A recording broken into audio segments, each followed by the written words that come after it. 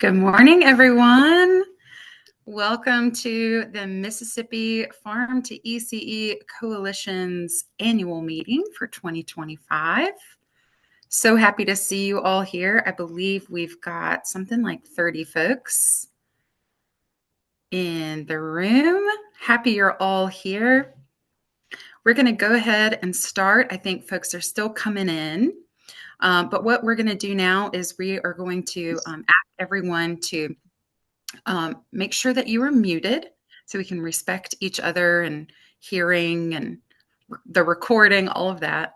I'm going to ask that you all enter your name, your agency, your location, and your favorite holiday food, if you can, in the chat. You're also welcome to add your pronouns.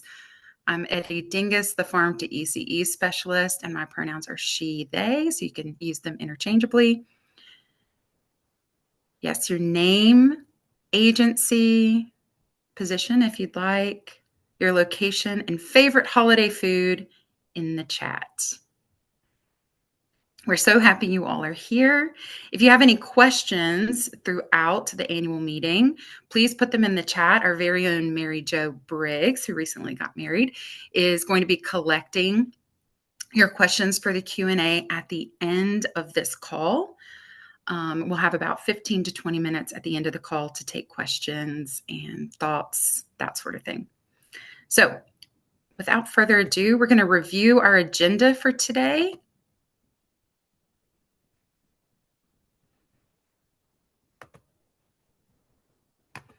Please let us know in the chat if you can't see the agenda. All right, so as you know, you've joined the Mission's annual meeting. Thank you all for dealing with our Zoom issues. I know that that link wasn't working for some folks early on, so I hope everybody was able to find that new link today. What you just saw as you trickled in was our Galloway Farms virtual farm tour, or Galloway Farms, excuse me, virtual farm tour that was recorded on location in Ocean Springs, Mississippi, back in summer 2025. And that was born out of one of our coalition subcommittees, the ECE Providers Committee. One of our big goals through the year was to have a virtual farm tour that we could share with ECE programs, not just in Mississippi, but across the U.S., but that specifically treated a Mississippi farm and introduced a Mississippi farm to all students, regardless of privilege and background. So even if they couldn't get to a farm, they could still have the farm brought to them. So y'all enjoyed that. Now we are doing our welcome. Next, we are from 10:40 to 10:55. We're going to do announcements and a resource share. So all of the hyperlinks that are in the agenda, which you all should have in your email, they're going to be shared by Mary Jo Wilson in the chat so that you can have access to them in real time as well. We also invite y'all, after we have completed finishing our announcements, we invite anybody else to share any announcements they have that might align with Farm to ECE and Farm to School work in the state of Mississippi. From 10:55 to 11:15, excuse me, we're going to talk about Mississippi Sprouts, a pilot project we had this past year that was funded by the Healthy Kids, Healthy Futures Technical Assistance Program through Nemours Children's Health and CDC and the Association of State Public Health Nutritionists. And we're going to talk a little bit about what challenges, successes, and opportunities for growth we found, and then, what lies ahead. From 11:15 to 11:25, at that point, we will have been online together for about 45 minutes. So I encourage everyone to take a breather, take a break, and we'll come back at 11:25. At 11:25, we'll hear from our friends at the Policy Equity Group, who will present their Farm to ECE policy scan. We're super excited about this living document, and we're happy to invite and welcome our friends from PEG to join us. And then finally, from 11:45 until noon, and I hope to get y'all out of here a little bit before noon because I know it's a long meeting, we'll have our coalition member survey that y'all are welcome to get to. If you plan on leaving early, Mary Jo is going to go ahead and share that survey in the chat. It is specifically for coalition members, but there is space for folks that are not coalition members or not yet coalition members to participate. So make sure you get to that survey before you leave us today. And then finally, we'll be taking your questions and doing answers until noon. So that's what our day looks like. Before we get to the announcements, I wanted to take a little bit of time to thank a lot of our star players, our MVPs on the Mississippi Farm to ECE Coalition from this past year. We have had a host of people contribute to our great work, and I just wanted to shout them out. If you are here today and your name gets shouted out, if you will just maybe drop an emoji in the chat or do a little heart reaction on your Zoom, you can find that button at the bottom of your desktop Zoom and under reactions. So without further ado, shout out to our outstanding partners and members from 2025, and this is in somewhat alphabetical order: Biz Harris and the Mississippi Early Learning Alliance team, our farm tour videographer, Corey Crockett, Crenshaw Head Start and their director, Sylvia Lantern, Tracy Galloway and Galloway Family Farm, the Institute of Child Nutrition, and especially Heather Burkhead Goins and Molly Polson, the Institute of Community Services Childhood Nutrition team, especially Marquita Jones and Nyila Edwards, Izzy Thornton, who is our external evaluator for the Mississippi Sprouts 2025 pilot project, the Mississippi Band of Choctaw Indians Department of Early Childhood's Tina Ruth, Delilah Gibson, and their team, MSU's Social Science Research Center, Heather Hanna and Nell Valentine, Nemours Children's and Calisti Hope, Policy Equity Group, especially Jenna Rhodes and Hannah Paul, the University of Mississippi and Growing Healthy Bodies, Minds, and Communities, Doctors Alicia Stapp and Kenya Wolf, West Tallahatchie Head Start and their director, Angie Jennings, volunteers, Dwa Matalga and Isabella Bianco, farmers, James Brewer, Christy and Robert Miller, and the folks behind Choctaw Fresh Produce, the Farmers Market in Oxford, Oxford Community Market, one of 2 or 3, I believe, in Oxford. And then, of course, our outstanding team, without whom I could do none of this, and without those of you, we could do none of this. Our director, executive director, Umi Jenkins, our associate director, Sydney Bush Turnipseed, and our marketing and communications lead, Mary Jo Briggs. Thank you all so much for a stellar year with the Mississippi Farm to ECE Coalition. So I wanted to share with y'all a few announcements in our resource share. First of all, we have been hard at work here at the Coalition and myself developing some farm fresh menus for ECE programs.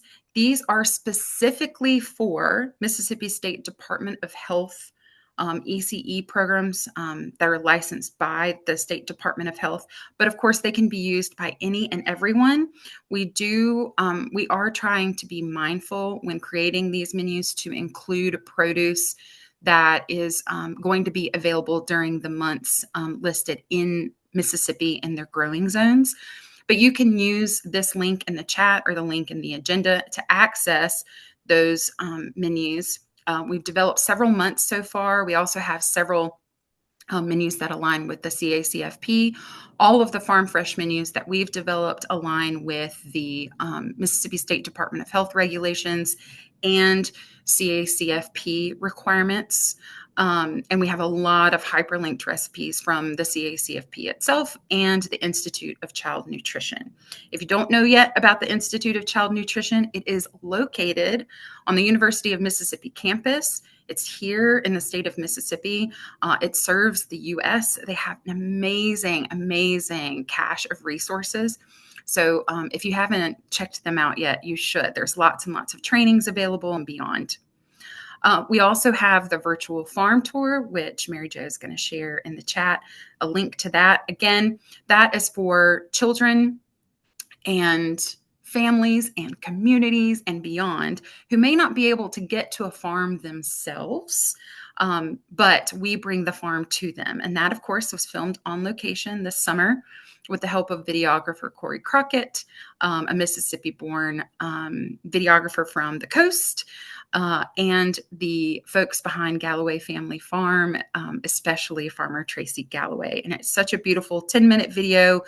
We tried to be mindful of screen guidelines for young children.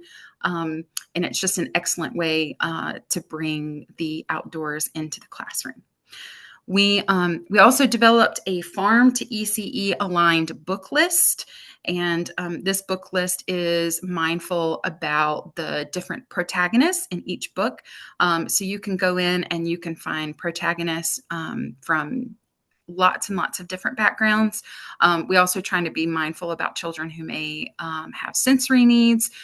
So if you're ever looking for books that you might be able to purchase for an ECE program, or you are a teacher and you're looking for some books to share during your circle time for your farm to ECE work, that is an excellent place to go. And then, of course, all of these hyperlinks should link you to a relatively inexpensive site for purchasing books from booksellers called Alibris. We tried to avoid Amazon wherever we could. I have an announcement about Go Knapsack and items related to that. I don't know if y'all know this, but during the government shutdown, the Mississippi State Department of Health eliminated the offices of health prevention and health equity in the state of Mississippi, and that served the state of Mississippi. We had access to Go Knapsack through that office. So we no longer, as a state, are on the Go Knapsack list. However, we are working with the University of North Carolina and Go Knapsack offices in order to keep using the resources that we have used in the past. And because we lost the offices of health prevention and health equity here, we also, as a team and a coalition, lost access to one of our esteemed registered dietitians, Taylor Henderson, who worked in that office. We are super sad to lose Taylor, and really, we're looking for another RD for a while, and we were fortunate to connect with, again, the Institute of Child Nutrition and Molly Polzin, who is an RDN with the Institute.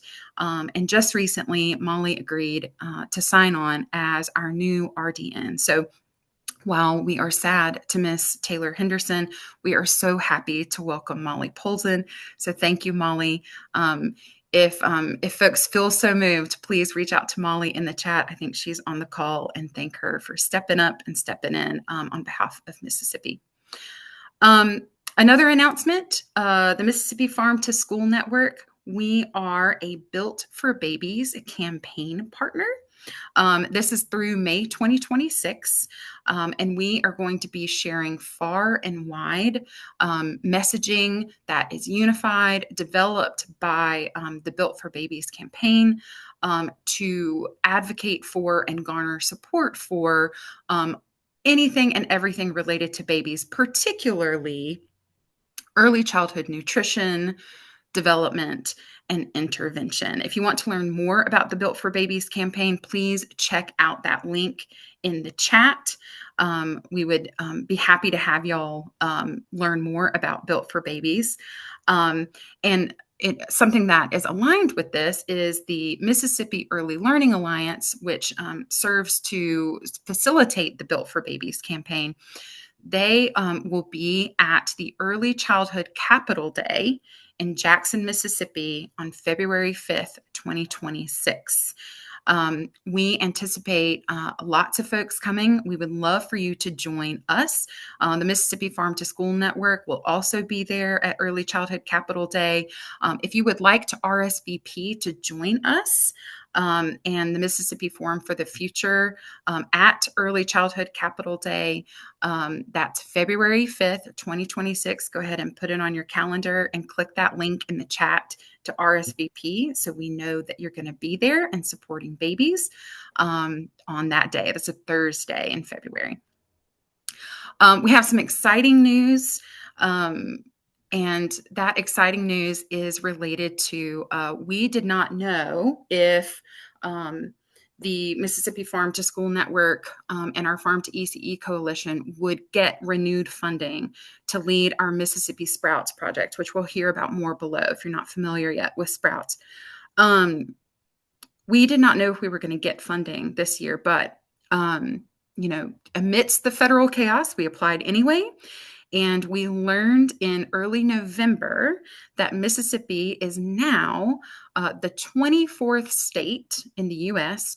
To be on the Physical Activity Learning Sessions map.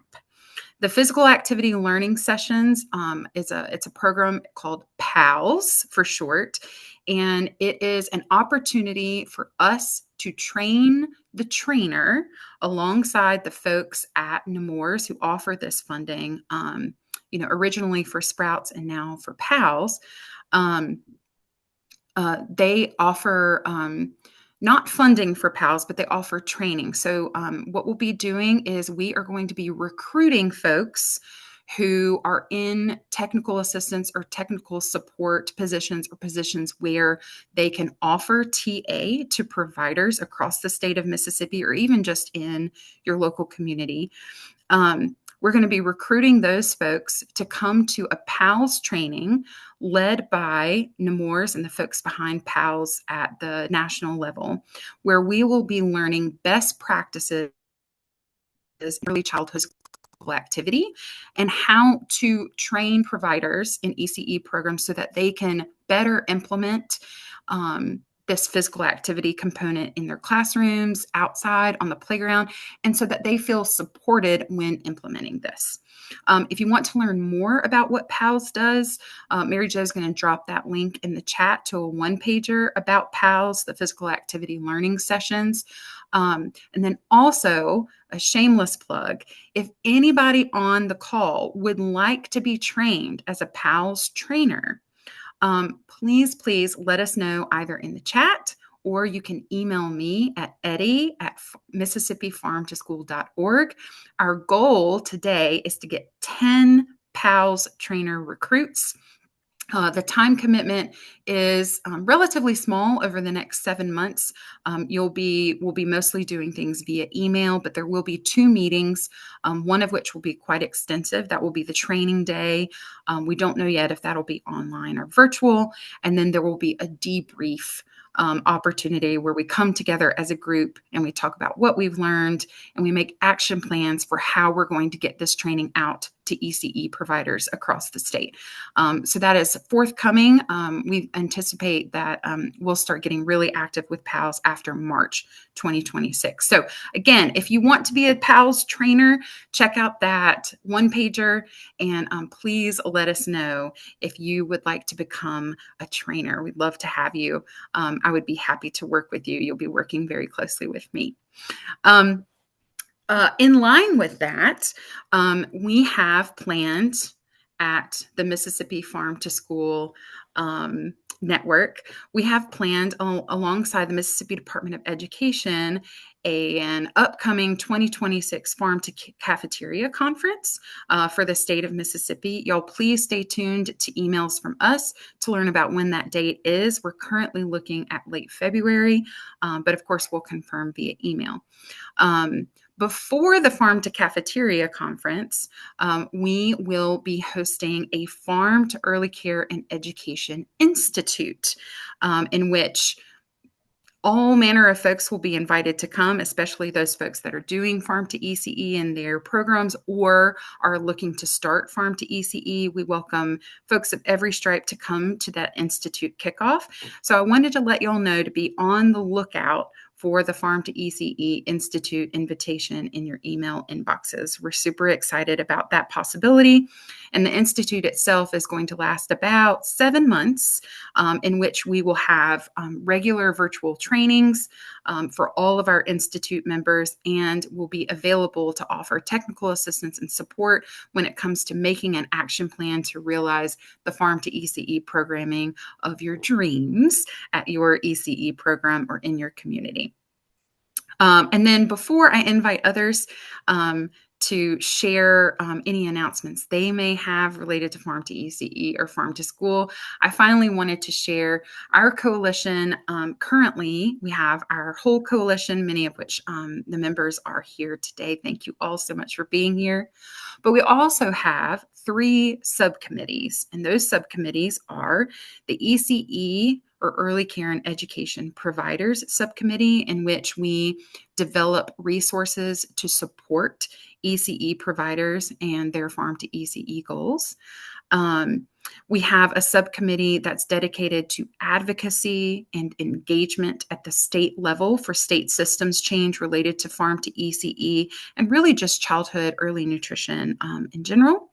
And then finally, we have a subcommittee dedicated to developing the Farm to Early Care and Education Specialization Badge, which we hope to roll out at the state level in fall 2026. So if you don't know, our state, the Mississippi State Department of Human Services, alongside the Division of Early Childcare and Development that's situated at the Department of Human Services, they are redesigning the state's QRIS, or Quality Rating and Improvement System. And this is a recognition program and an accountability program for ECE programs across the state of Mississippi. All of these ECE programs will be asked to get a foundational badge where they're meeting or exceeding standards related to social and emotional development, professional development, safety, and beyond. They will also be asking folks to offer development badges. Developmental badges are for ECE programs that are running, you get a developmental badge for your infant class. You get a developmental badge for your twos class, so that they can make sure that these ECE programs are following developmentally appropriate practice in each of their classrooms. And then finally, folks that earn these badges will also be able to earn specialization badges. And one of the specialization badges we'd like to be offered is the Farm to ECE Specialization Badge. I am happy to report that our badge subcommittee has been the busiest subcommittee of 2025 because we have been busy developing this badge and the criteria for the badge. And we hope to have that completed by March 2026. If you are interested in joining the badge subcommittee or even catching up on badge updates, please email me again at eddie@mississippifarmtoschool.org and let me know. And I would be happy to add you to our mailing list so you can join us and hear updates and more. All right. So now I'm going to pause because I've been talking for 25 minutes. And I want to take a moment to invite others to share any Farm to ECE updates or Farm to School updates that they may have.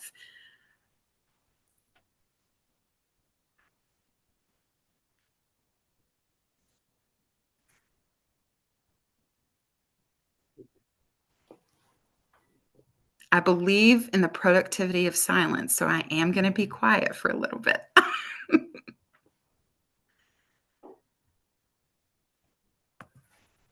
If you feel comfier sharing them in the chat, that's okay. I'll try and find them and read them. I do just want to hop on and was someone going? Just want to hop on and thank you for that overview, and grateful for the photos that we've received of the little ones in the garden. So for those of you who have shared, been in support of, or reposted content that we've shared in Mary Jo's put in newsletters or on our social media, we greatly appreciate it. These stories really make a big difference in reaching community members and just kind of, spreading overall awareness. So kudos to you all for contributing in that way. And yeah, so happy to see all of you on the call today.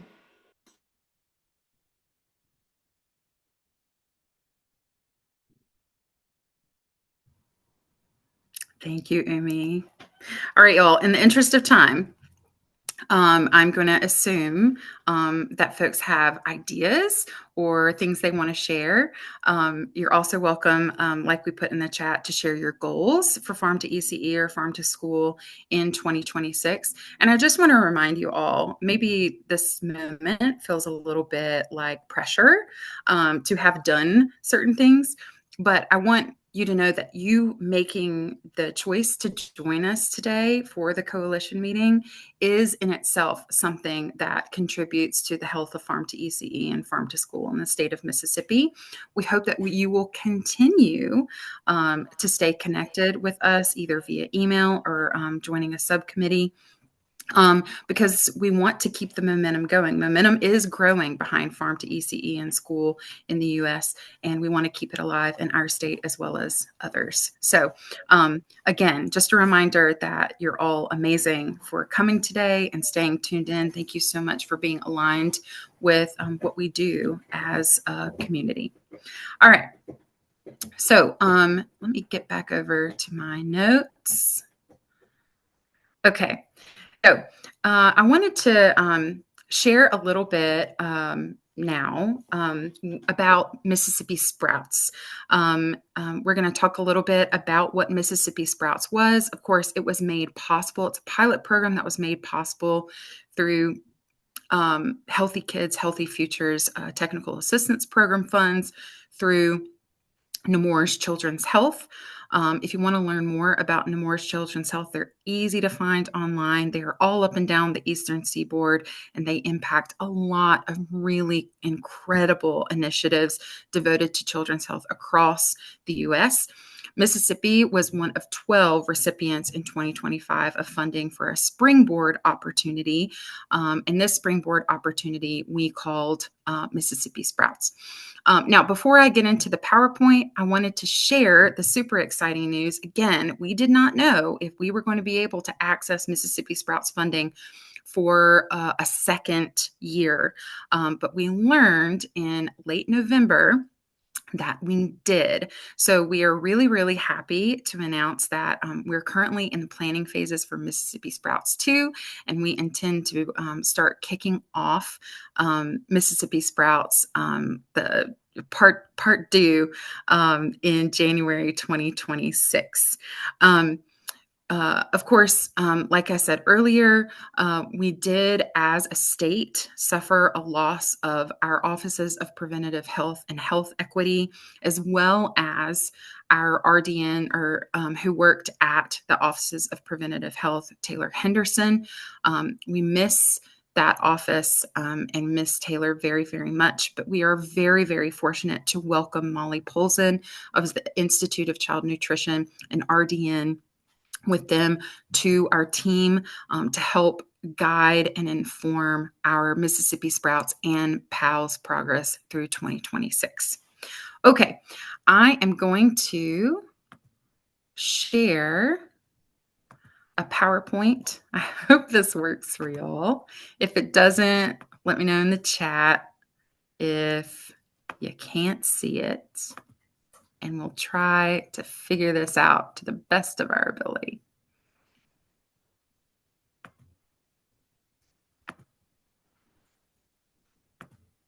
Okay.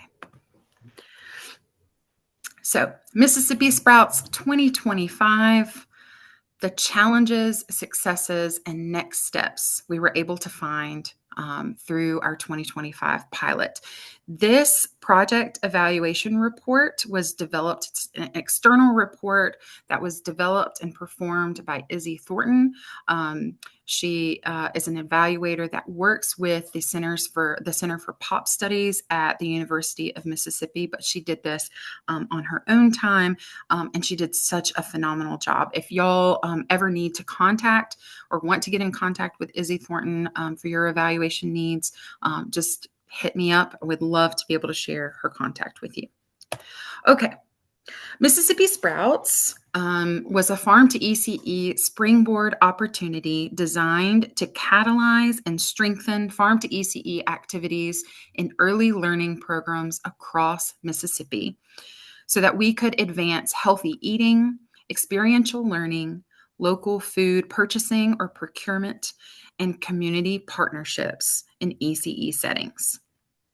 Our springboard opportunity was made possible by Nemours Children's Healthy Kids, Healthy Future Technical Assistance Program, and it endeavored to activate programs and activities where the three pillars of Farm to ECE, nutrition and agriculture education, local food procurement, and gardening, could be implemented in ECE settings over time by providing participating centers with implementation funds, technical assistance, and ongoing support from the Mississippi Farm to School Network, our partners, and beyond.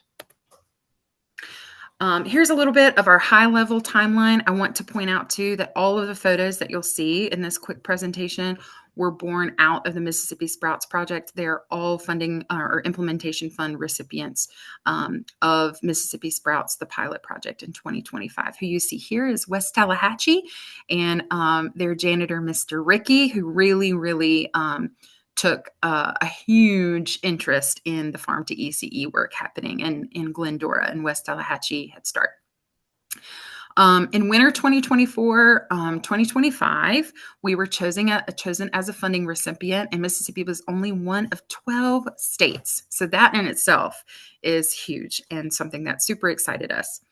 In April 2025, we chose our participant sites, and those included Crenshaw Head Start in Crenshaw, Mississippi, Choctaw Fresh Produce. The model there was to supply a local farm, Choctaw Fresh Produce. They actually have multiple locations, to supply them with implementation funds so that they could make local produce deliveries to locations managed by the Mississippi Band of Choctaw Indians Department of Early Childhood Education.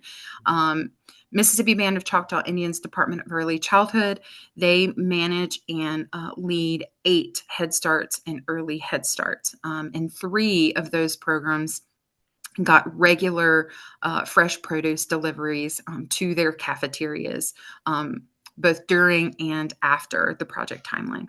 And then finally, another participant site was West Tallahatchie ICS Head Start in Glendora, Mississippi. In May 2025, our planning and activities began. And in June 2025, we received an additional $10,000 in funding for the project, which we were super excited to do. And we used some of those funds to begin a partnership with the Institute of Community Services Head Start program headquarters located in Holly Springs. In July 2025, our project period ended on July 31st, and all of our funding had to be distributed by July 31st, but we continued our activities beyond that end date. So we had 2 family farmers markets, one at each Crenshaw Head Start and West Tallahatchie Head Start in October 2025. And then in November 2025, we hosted a 6-week cooking class alongside MSU Extension Service in West Tallahatchie.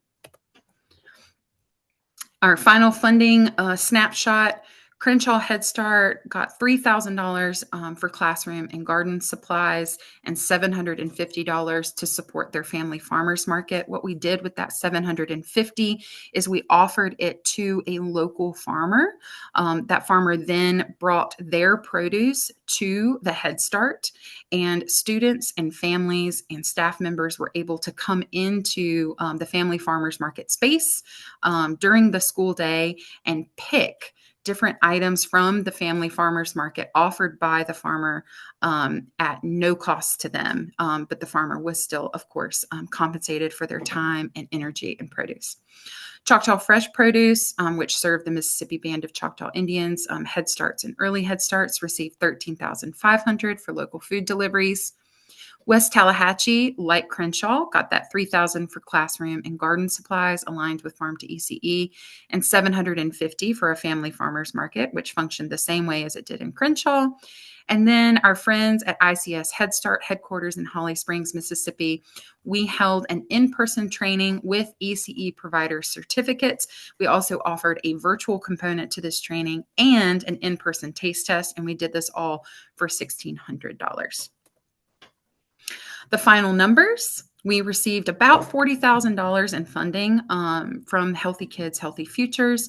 22.5 of that went to implementation funds for sites. 3,100 students were reached. Over 100 providers and educators were reached. There were at least 48 fresh local food deliveries made to ECE programs. 31 ECE programs were reached. 26 garden beds were delivered. We reached 12 child nutrition professionals. We made or sustained partnerships with 6 other agencies. Alongside the extension services, we hosted 6 cooking classes that impacted 19 children. We connected with 4 small farmers, and we held 2 family farmers markets. This is our resource map from the Sprouts Project. You can see that we had a number of ECE providers that we reached beyond our implementation funds recipients. We also had a number of partners. They're all listed out there. And then we also reached quite a few farmers and farmers markets during the year. What we found from the evaluation, that Mississippi Sprouts achieved visible progress across all 3 farm to ECE pillars. In nutrition and agricultural education, children were exposed to new local foods. Children met farmers in their communities. Teachers reported feeling more confident giving lessons, and they requested recipes, activities, and more gardening advice related to nutrition and agricultural education. And we had families that attended educational and community events, a number of them, throughout the pilot project and beyond.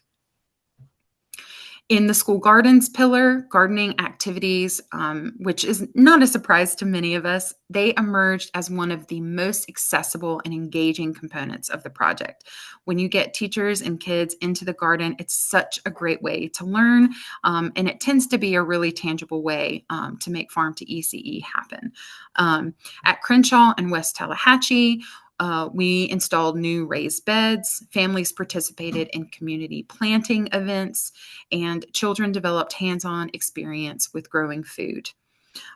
Even though harvests were limited during the short grant period at these school gardens, the infrastructure and the process familiarity that was born out of Sprouts laid a strong foundation for future cycles, and we look forward to building on that foundation. Local food purchasing, as you all could probably guess, while it showed the greatest potential for long-term system change, it also proved to be the most complex to implement. At our Mississippi Band of Choctaw Indian sites, partnerships with Choctaw Fresh Produce demonstrated a functional model for local procurement, with 3 Head Start centers beginning regular produce deliveries and plans for expansion to all 8 of those programs, and we hope to continue to build on that. That said, procurement in West Tallahatchie and Crenshaw, it advanced a bit more slowly because there is a centralized purchasing system that's located outside of their programs and at the ICS headquarters. So there were some administrative bottlenecks on our side and beyond. That said, it helped us better understand the process of what local food purchasing might look like for programs like that. And that, of course, includes engaging system level nutrition directors, building relationships with vendors and farmers, and then developing toolkits to simplify local purchasing that are available to all folks. In the end, Mississippi Sprouts showed that small strategic investments can yield broad and durable impacts when embedded within existing organizational networks. I love these photos so much. That's a photo from one of our family farmers markets in West Tally. Mississippi Sprouts demonstrated that the farm to ECE model can strengthen early childhood systems by linking local producers. You can see James Brewer of Brewer's Vegetables, a farmer in the Delta in this photo, handing seeds to a child and encouraging them to grow them at home with their families. Linking local producers, educators, and families in mutually reinforcing ways. The lessons we learned is that leveraging system level partnerships like we did with the Institute of Community Services and the Mississippi Band of Choctaw Indians can multiply reach without increasing costs of the program. That continued attention to fiscal and procurement alignment is essential for making sure that the program keeps going. That providing centers with ready-to-use tools, technical assistance, support can reduce implementation anxiety, barriers, and beyond. Helping them feel confident always makes implementation a bit easier. That we need to continue to work on our Farm to ECE badge to incentivize participation in Farm to ECE across the state. And that supplying coaching resources and a cohort of practitioners to programs implementing Farm to ECE helps ECE programs sustain their outstanding work. You can see the outcomes by level here at the system level. We showed procurement networks for how sites get food. We better understand funding policies for how sites can access funds. And of course, we are able to dig in deeper to this badging and credentialing process so that it really, really works for providers. At the site level, we integrated and worked to integrate local food exposure into feeding programs. And we worked to establish school gardens at each.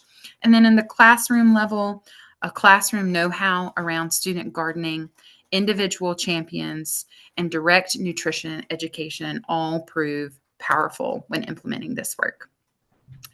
This last slide is the last thing I'm going to present before we go to break. Our next steps as a coalition, we are going to plan to work to consolidate and strengthen the established partnerships that we made both during and before and after Mississippi Sprouts, the pilot.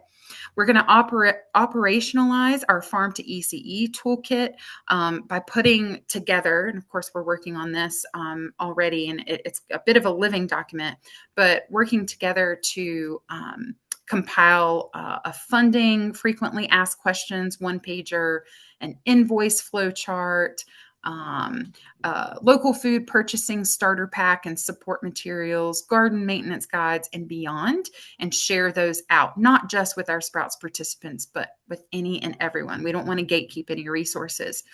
We are going to continue to develop our Farm to ECE badge program here in the badge subcommittee among the coalition, and we are going to continue light touch outcome tracking because data is so important and helps us tell a story.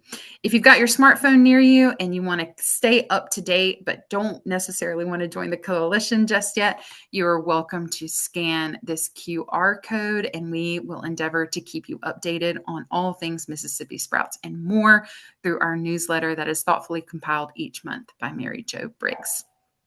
All right, friends. I took a little long. Many apologies. If y'all can be back in 6 minutes after a stretch, warming up your coffee, getting some water, lunch, whatever, we'd love to see you back here at 11:26 for Policy Equity Group's presentation on their policy scan. Thank you all so much for your attention so far. We look forward to seeing you in a few minutes.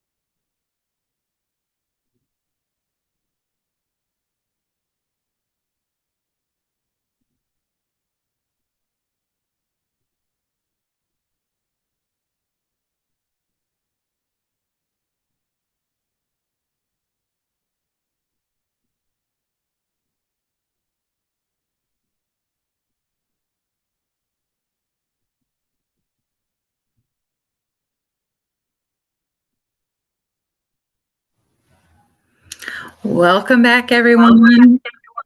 It is my voice yet again.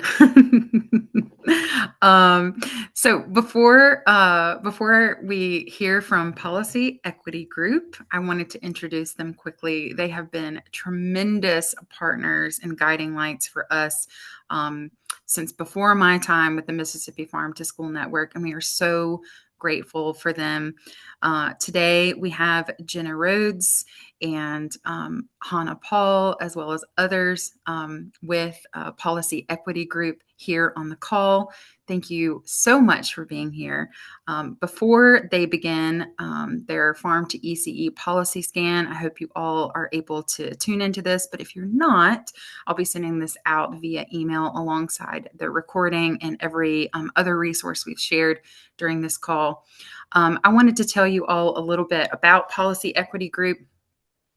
PEG, as we affectionately call them, is moving the field of early childhood forward by supporting innovation and implementation in practice, policy, and research.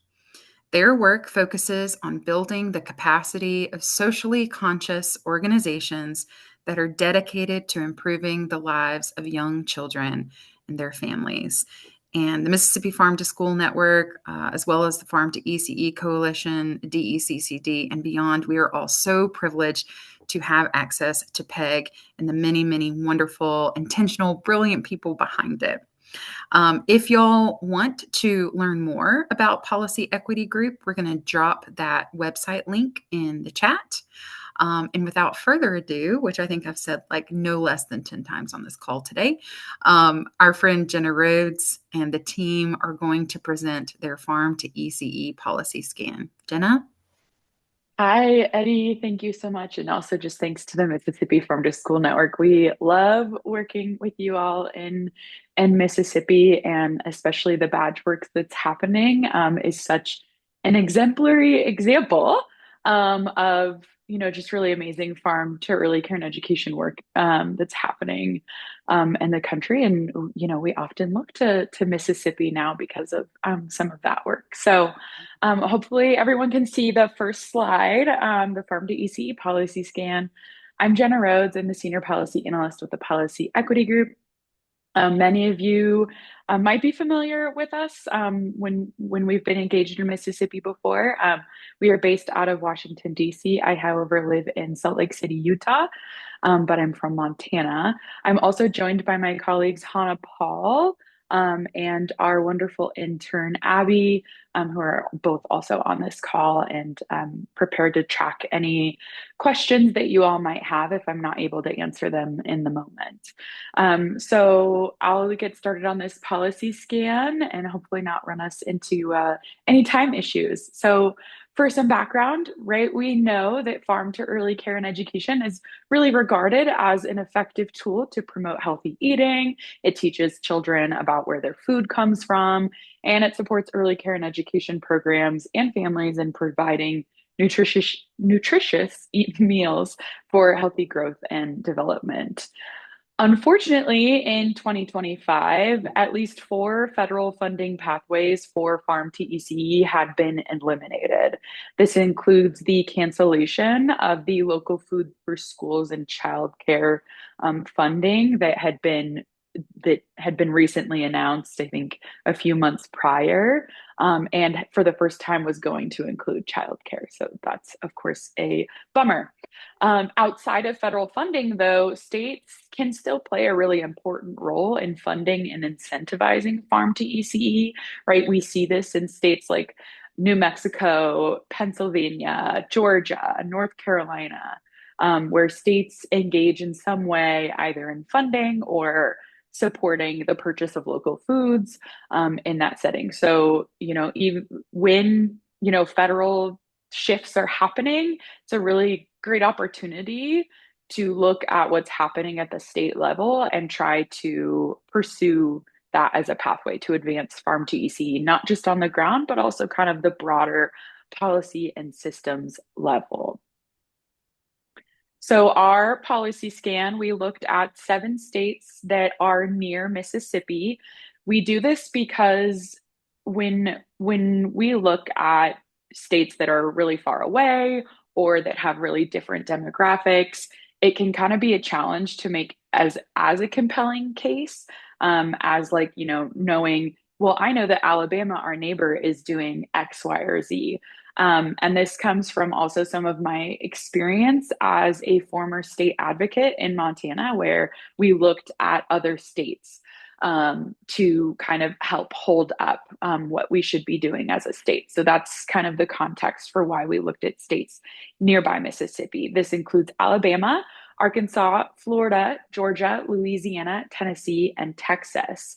We also talk about one state that's leading in local food procurement, and that's New Mexico through their New Mexico Grown program. And I'll go through all of the policies that we kind of pulled out in this policy scan. So there is one state that is not super similar to Mississippi. Across those 7 states, though, not New Mexico, but the others, we looked at 20 bills that kind of fall into a few categories. 5 of them fall into funding, right? This is appropriations of some kind that give money essentially to farm to ECE to support it, whether that's a pilot program, it might be supporting local food procurement, things like that. Or it could even be funding a certain position. We also saw 6 bills related to programming. So this is more kind of about what's happening in the, you know, everyday sphere. Of course, local food procurement, which we know is a challenge for some and comes up a lot when it comes to farm to ECE. And this is really, you know, how is legislation supporting the purchase of local foods in an ECE setting? And then finally, outreach. So the bills that we looked at, they don't necessarily all specify farm to ECE or early childhood, but there is somewhat of a pathway that you could look at these bills as models for incorporating farm to ECE. So some of them might be more focused on K through 12, but they could be replicated essentially on the farm to ECE level. So the first state I'm going to highlight is Alabama. So in considering, you know, all these 20 bills, we looked for the ones that we thought were going to be the most helpful to you all in Mississippi to look through. So we didn't highlight and talk about all 20 bills. We have that information, but we kind of tried to pull out the ones that might be the most relevant to the work in Mississippi. So our first state is Alabama. So in 2012, Alabama passed the Farm to School Procurement Act, that's HB 670, which established the framework for the state's Farm to School program and essentially created a less burdensome pathway for schools to purchase local agricultural products, while also directing the State Department of Education to explore procurement procedures, provide education and training for food service staff, and to accommodate sourcing fresh and local foods, and to encourage school food service directors to include local farmers, processors, and suppliers when procuring farm products. Alabama has also actually passed several rounds of funding for the state's Farm to School program, and that is through SB 157 in 2020, SB 106 in 2022, and House Bill 145 in 2024. All of these bills aim to support schools with the purchase of local foods through a 20-cent reimbursement for every meal that features an Alabama grown food. And that's up to a certain amount. It's up to $20,000 per year for each one of those schools. The funding has steadily grown over the years, starting at $120,000 in 2020 and then rising to just over $500,000 by 2024. So early care education programs that participate in USDA programs. So this is things like the Child and Adult Care Food Program, the National School Lunch Program, the School Breakfast Program. All of them are eligible for those farm to school reimbursements. So Alabama is a wonderful example and a very close neighbor, right? Just right there. We also looked particularly at Arkansas because of two specific bills. So in 2019, through House Bill 1615, Arkansas established a farm to school and ECE program and a corresponding coordinator position within the Department of Agriculture. So the farm to school and ECE coordinator is responsible for overseeing the program, conducting outreach, and providing technical assistance or hands-on support. In 2021, Arkansas passed, the Healthy Active Arkansas Schools Act, House Bill 1848, into law. So this legislation directed the Division of Elementary and Secondary Education to consult with the Department of Health and develop guidance for how public schools may include a range of farm to school and farm to ECE priorities in their policies. This includes promoting school gardens, reimbursing schools that have implemented farm to school, and ECE was included in this as well, for schools that use local products or provided nutrition education. And then finally, our last nearby state is Texas before I dive into New Mexico. So Texas offers a lot of different bills, two of which are interesting. I think one thing to note about some of the themes here is some of these bills, right, are going to be tied to funding, right? Whereas others, especially these ones in Texas, are kind of just using existing pathways, existing agencies to make that work happen. So in 2009, Texas established an interagency farm to school task force through Senate Bill 1027 with representatives from various state agencies, local food producers, farmers, school food stakeholders, food distributors, child nutrition organizations, and others. And they were all tasked with designing education resources, expanding food focused experiential education programs, and supporting the identification of funding and grants that could focus on local food, and developing a database for local food that's available to schools, providing training programs to food producers who want to market their products to schools, and of course, providing technical assistance to schools and more. And then a much smaller, but still could be impactful change was in 2011 when the Texas legislature passed Senate Bill 199, which expanded the scope of agricultural awareness grants for schools to include nonprofit organizations that partner with schools.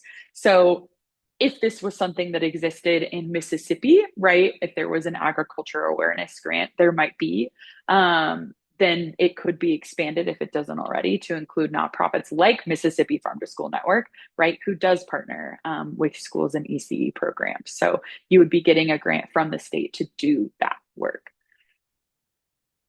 So finally, New Mexico, which is our kind of leading example. New Mexico is looked to across the country. We talk about New Mexico a lot, and this is because of New Mexico Grown, which is a state program that supports the purchase of local foods in early care and education programs, K through 12 schools, and also among older adults in like senior centers. So the advancement of New Mexico Grown, though, occurred in part because of their governor's support, as it was part of this larger food initiative that Governor Lujan was wanting to advance. Funds in New Mexico for New Mexico Grown essentially operate like a grant. So an early care and education program essentially receives a grant that they are able to use to purchase local food from approved vendors. So this is only about local food procurement. And supporting New Mexico grown products and produce. This has been going on for only a few years now. I think in 2022 is when the New Mexico Early Childhood Education and Care Department began purchasing local foods with state funds. So since that, it's grown to 40 ECE programs that participate in New Mexico Grown across the state. And among all of the participants, not just ECE programs, it has supported $6 million in local food sales in the last fiscal year alone, and then more than $15 million since 2023. So some considerations when we look at other states for policy ideas or innovative strategies is thinking about funding first off. So anytime that we propose something to a state legislature, or for that matter, to a federal lawmaker, we have to think about how it's going to be paid for. So this is what we call a pay for. So this is essentially, if I'm going to give $1 million, where is that $1 million coming from? Is this coming from the general fund? Is it coming from a certain funding stream at the state level? One of the ways to, really think about how to advance this is I always recommend partnering with other early childhood advocates who understand the funding system, or other advocates could even be the food system, right? Who just understand what's happening at the state level when we're looking at funding, if that doesn't feel like a strength that you already have. Messaging is also really important to think about. So, right, we have the Make America Healthy Again, or MAHA movement that started a number of months ago. There could be legislators in Mississippi that really like MAHA, and maybe that's the messaging pathway for farm to ECE. When looking at other states that are politically different, so like looking at New Mexico, it'll be really important to craft messaging that can appeal to the composition of Mississippi's state government. Because we know Mississippi is more conservative than New Mexico. There are similarities between the two states. They're both very rural. They both have pretty severe socioeconomic issues and challenges. So there are pathways to maybe work on that messaging.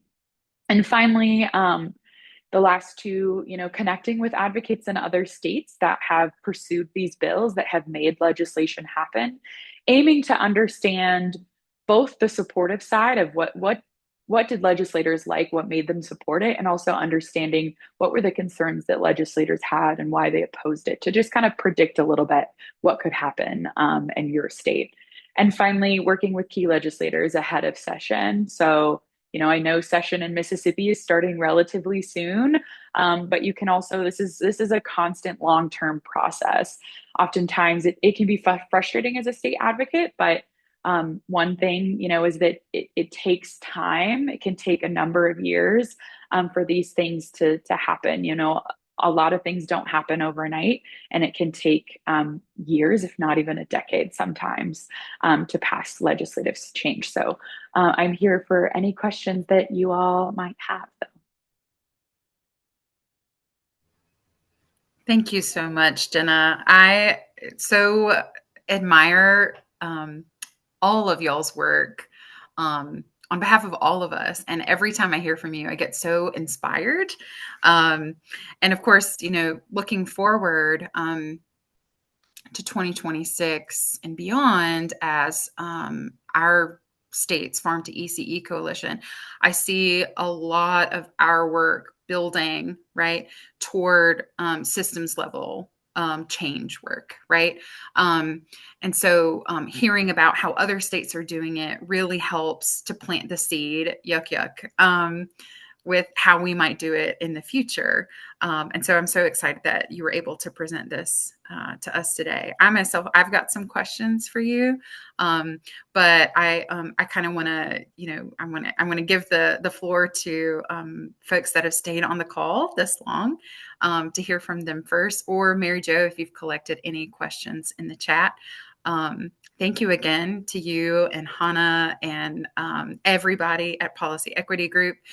For those of you that might be getting off the call really fast, I do want to send in the chat the link again for our survey. This will help to inform our coalition work moving forward.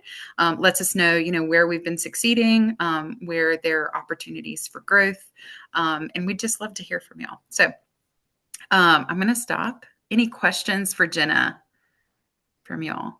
I figure I'll answer the ones in the chat. There was a question about sharing the slides, which I'm happy to do.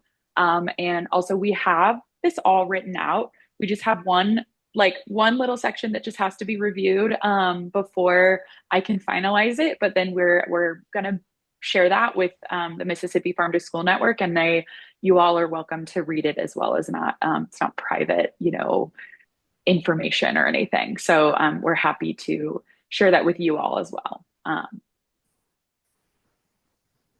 Thank you. My question is for New Mexico grown. Millions it's a wild number, right? Where are they? Like, how are they getting access to this money? I know that they've got the support of their governor, right? But how are they driving um, uh, getting these dollars? Yeah, actually, I am not super familiar with how it's funded, to be honest. I know it was funded through, it's funded through the legislature. So I can backtrack and try to find this specific bill. But sometimes, what we see is that governors have some flexibility with certain funds, right? They might be able to make their own program happen. Um, like a good example or but whatchamacallit. So governors have some power sometimes to maybe make an initiative happen, right? One example of this is universal childcare, right, in New Mexico that just happened. So granted, like they shifted this and then they have to go ask for additional funding. So that's a little different, of course. But I can look a little bit more into exactly how they're funded. But I know it's state funds. I know it's legislative appropriations. It could be general funds or it might be a specific pathway. Yeah, I have a follow-up to that because I was really interested in this model at the Farm to Cafeteria conference.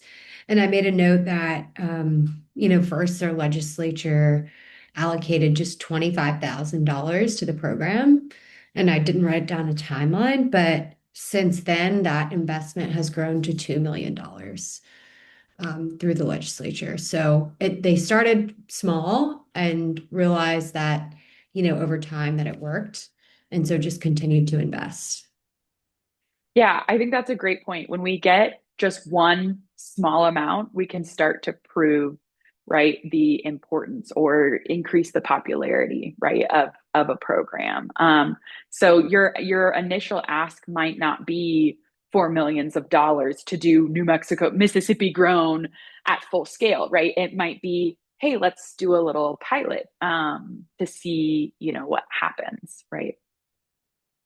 So that is one way to garner state support.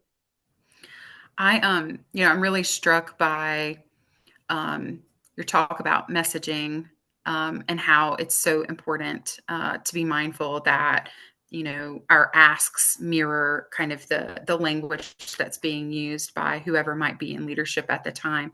And it's really interesting to see how like you see a lot of movement in farm to ECE and farm to school in Alabama and just in recent years. But you saw a lot of legislation pass in Texas like 15 years ago. Do you know why is that, to your knowledge, directly linked to who might have been in leadership at the time? I think that would be a great question for advocates that live in those states. Um, so we can try to find that out. My assumption would maybe be that for Texas, a lot of the bills were not tied to funding or not a very large amount. Texas is also really big in terms of agriculture, right? It's a very, very big state, lots of ranchers. So it could just be a cultural thing. Um, in terms of Alabama, I mean, it started off initially, right, many years ago, and then more recently has been growing the funds. And again, I think it's a great question for folks that probably live in Alabama. Um, I don't know. I mean, both of those states have had probably Republican trifectas for a very long time. So it's hard to know if it's changing leadership and legislative priorities, if it really is just, kind of a cultural movement, maybe. Um, at the risk of shutting others out, I think, learning about how it's been working in other states and then looking at our trajectory as a state so far, we've been through Mississippi Sprouts, building a cohort of ECE programs that serve as models for how farm to ECE really can move the needle in communities towards the better. And using that foundation to sort of inform our advocacy work at the state level for more statewide support of farm to ECE and farm to school. It looks like that's the direction that we're heading. So hearing about these different models, and even knowing, oh, Alabama recently did something like this, we could get in touch with them, I think is just tremendous for us as we look forward to this new year together. So thank you. Any questions for anybody, for Jenna or for myself?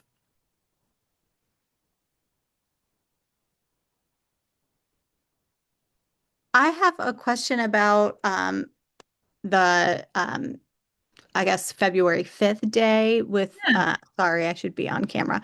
I was just curious if we'll be getting kind of a list of priorities. I know we have a list probably from every kind of agency or group that we work with, but I'm thinking if there are bills that we can already start kind of making sure that we're advocating for with our own representatives. Is that something that will be available? That's I love that question. I don't know the answer to that question, but that doesn't mean that we either can't start work on one, or if it's already started, I can't find out for you. So I am going to get into, oh, Lucy. Okay. And I know Lucy will give us one because I go every year to Mila. So I know we'll have one from Lucy, but I wonder if we would have one from Farm to ECE so that Oh, we're okay. also So advocating specific. for, yeah, yeah. Yeah. That's something that I'll be working on moving up to it, and what I would like to get out to y'all with enough time to sort of sit with it. So thanks for bringing that up. I'm going to put that on my list of things to do. Great. And thanks. We'll look forward to seeing Lucy's and Mila's list as well. Yeah. Lucy and Mila are so great. So appreciative for all the work they do and for all the work that all of you do. Thank you so much. Let's see. Jenna wanted to share. She forgot to mention during the presentation that Peg used the National Farm to School Network State Policy Database. And she shared the link to that database in the chat if y'all want to have access to that. My plan, of course, is to take all the resources that we've shared here today and share them with y'all. That includes slides of all kinds. And we'll put that into an email. So be on the lookout for that, y'all. If there is nothing else, remember to complete that survey if you can. Of course, that always helps us to grow and know how best to grow. And we'll end this 7 minutes early. Go us. I think that was all Jenna and not me. So thank you, everybody, for your time today. And of course, always get in touch with myself if you have any questions about Farm to ECE in the state of Mississippi. If I can't answer them, I will find somebody who can. Thanks, y'all. Take care. And thank you, Peg, for that amazing scan. You're so welcome. Appreciate Thank you, you, everyone. everybody. Bye, everyone. Good to see you. Bye. Thank you, everyone.